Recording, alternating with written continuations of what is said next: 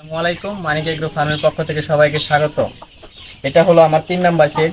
আপনারা জানেন যে আমার 3 নাম্বার শেডে অল্প কিছু টাইগার মোরগ আছে। এইগুলো দেখেন আপনারা সবাই।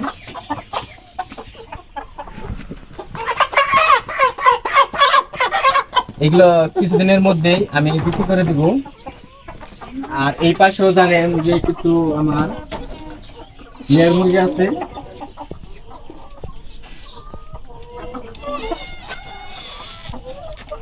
এগুলো এগুলো ডিম পারছে, আবার ওই ডিম পারতাছে।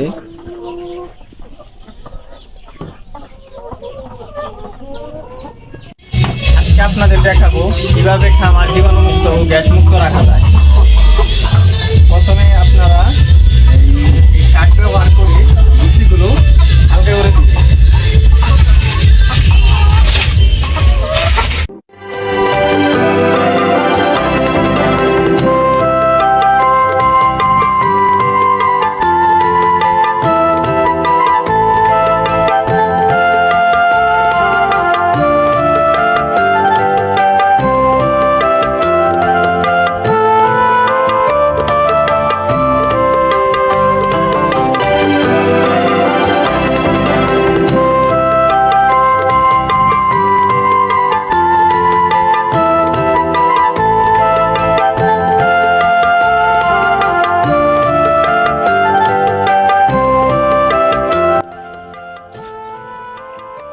এইভাবে করবেন, এইভাবে করলে খামারের ভিতরে কোনো গ্যাস থাকবে না, আর থাকলেও বের হয়ে যাবে।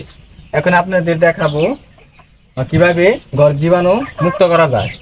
আপনাদের প্রথমে জীবাণুনাশক ওষুধ এটার পানির সাথে মিশিয়ে তারপরে এভাবে দিবেন। এভাবে দিলে ঘরে কোনো জীবাণু থাকবে না, আর থাকলেও ধ্বংস হয়ে যাবে।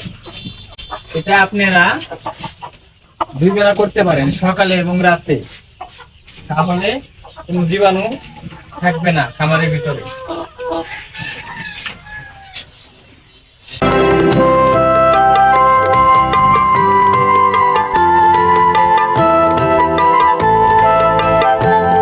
এই পর্যন্তই।